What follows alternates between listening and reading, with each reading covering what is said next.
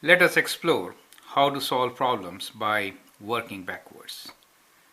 In day-to-day life, we come into many situations where we need to work backwards to get the right solution. Let's take an example of an elevator. Let's say we start on an elevator and let's say it goes down first 6 floors and then it goes up 4 floors and then goes up, let us say 3 more, and then goes down, let's say 5 floors. And after all this, you land up at let us say you are on 7th floor. So that is where you reach. Now the question here is, at which floor did you start? So if we have to find starting point, in such cases, we need to work backwards, correct? So you started at some point, went down 6, up 4, up 3, down 5, and landed on 7th floor. Now the question is, on which floor did you get into the elevator? Now to find that, what we need to do is work backwards, and that is what we'll learn with this video. So to find the answer in such cases, we have to reverse all the operation. So that means when we say down 5, that means, and you landed at 7, then you must have been above 5, right? So 7 plus 5 is 12. Only from 12th floor, if you come down 5, you land at 7. Do you see that?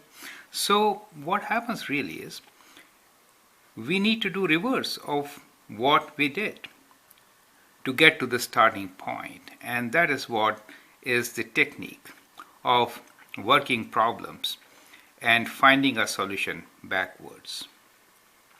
So let's do the backward calculation and figure out on which floor we should be. So down means minus 5. Reverse of 5 is minus 5 is plus 5. So we'll do reverse operation. So what we will do here is, to 7 we will add 5. So if I add 7 to 5, I know we are on 12th floor. Now it says up 3. Up means positive, so we'll do reverse operation, which is minus 3. So we'll do minus of this operation. So minus of 12 minus 3. So when you do 12 minus 3, you land up in 9th floor. So you are on 9th floor. So it says up 4. Reverse of 4, up will be down, that means minus 4. So 4 take away from 9 will give you 5. So you are on the 5th floor.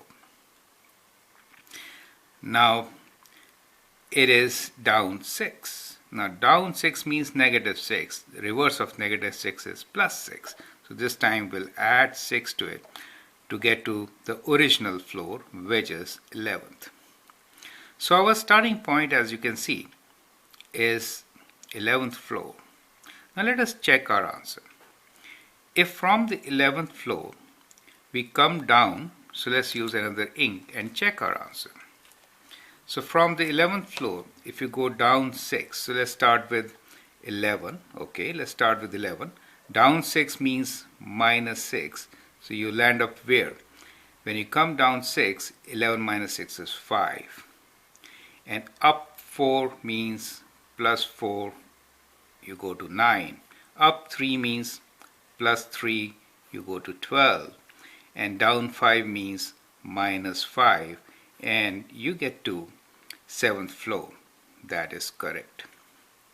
So that is how we can work backwards and also check our answer, right? So what we have done in this example is, we started with the end point and we reversed all the operations. So we started with 7. We did, instead of down 5, we added 5. So we started with 7. Down, the reverse of down is up, which is plus 5. Up means positive. So we came down minus 3. So reverse the operation, minus 4, and down we made it plus 6 to get our result. So 7 plus 5, 12, correct?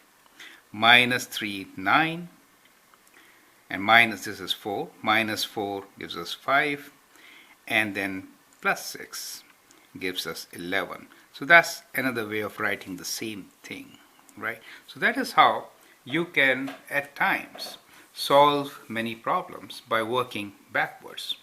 Now here is a question for you to try. Let's consider the similar situation.